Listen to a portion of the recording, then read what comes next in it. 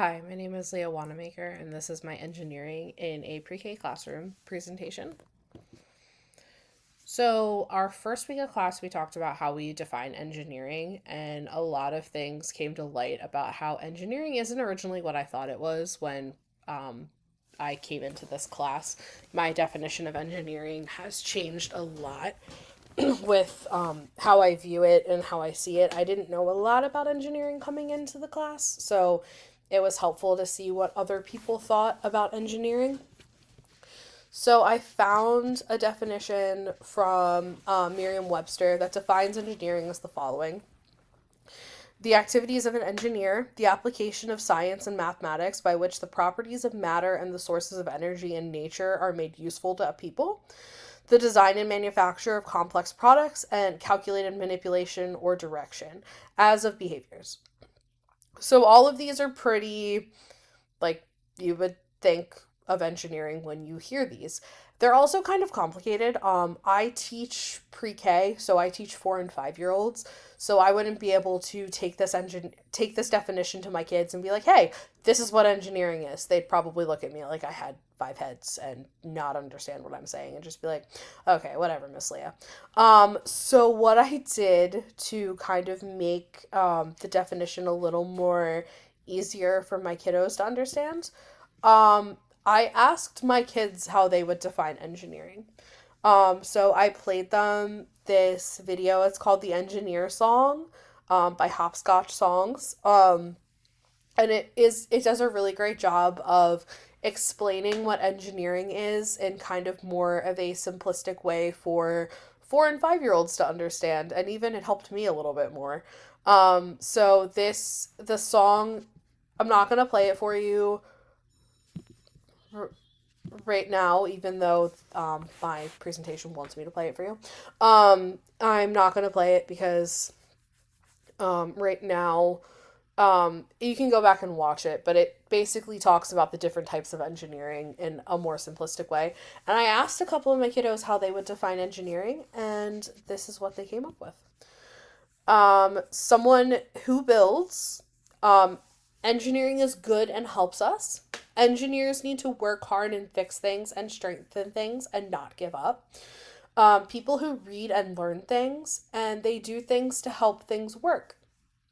So this is a small sample of the answers I got. But I feel like they, for the most part, understood what engineering is and kind of where it lies and what is going on with engineering. So I feel like um, my kids were able to understand what engineering is and explaining it to them in a way that they understood. So it just shows that preschoolers can understand what engineering is. So engineering in preschool, I took this from a YouTube video by Bianca Johnson and a article, Engineering in the Preschool Classroom. So they talk about, you want to use a more simplistic engineering design process. So they talk about using the first 4 steps and not overcomplicating it. They really only need the first 4 steps of the engineering design process to understand engineering. Children are natural engineers. Their brains are wired to ask questions and constantly be questioning and constantly be wanting to know things. And that's kind of taken away from them. The later they go on in school, they're kind of just expected to sit there and listen and take notes and learn, which isn't really how it should be. But again, it's important that you encourage them to ask questions. Children naturally wonder how things work, create solutions to problems, test their solutions, and try again. I can speak from experience that preschoolers are extremely curious. They ask multiple questions a day. Sometimes they ask the same question just in different ways. They want to know how things work. They want to know why you're doing something. They want to know why the water flows out of the sink that way. They want to know why rain falls the way it does. It's very questions every single day. Their minds are constantly wondering. They want to create solutions to problems, whether that's in social settings, whether that's, hey, my chair's wobbly, how can I fix this? They want to test their solutions. They can put a piece of paper underneath, or our pencil sharpener's not working. How can I fix this? And try again.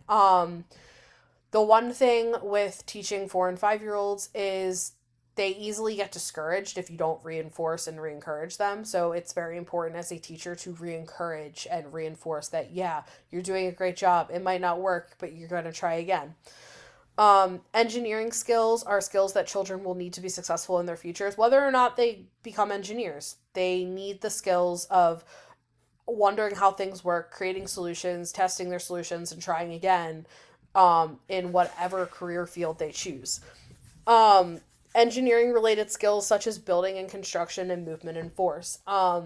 We have a unit on buildings where we talk about why buildings are built the way they are and why buildings are constructed the way that they are. Obviously, it's simplified for preschoolers, but we talk about the importance of having a roof. We talk about the importance of having walls. We talk about the importance of having insulation, and also movement and force.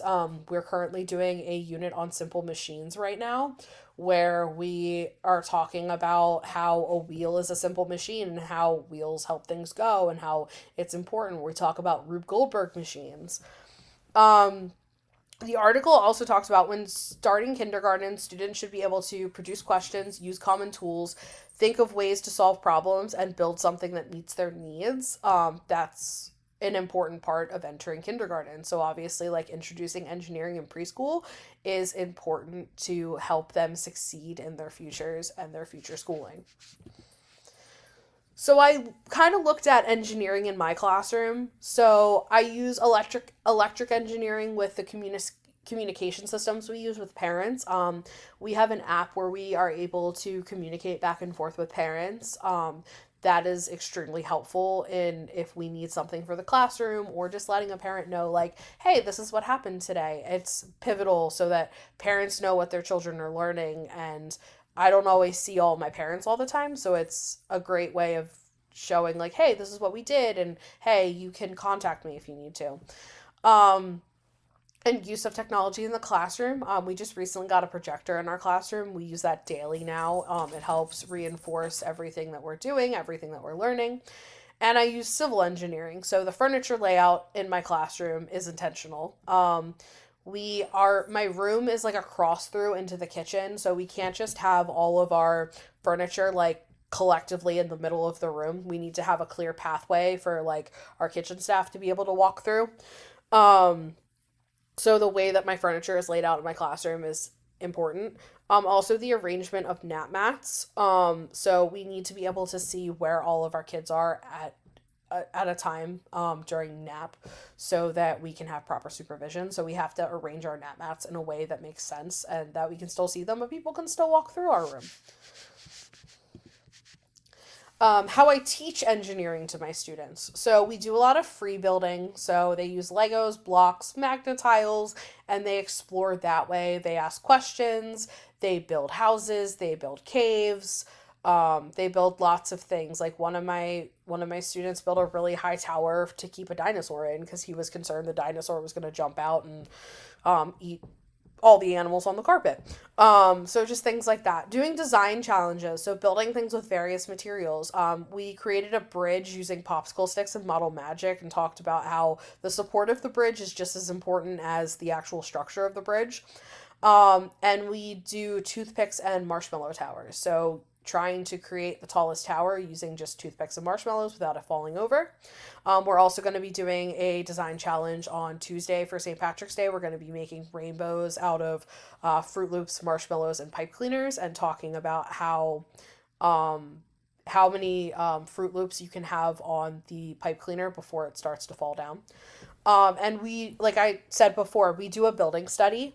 Um, so looking at structures and the way they are built and why. So we look at buildings and talk about why was this building built this way? Why was this building built another way? And we talk about that. So, in summary, engineering in preschool is vital to a child's development of problem solving skills. You see engineering being used in ways other than just teaching.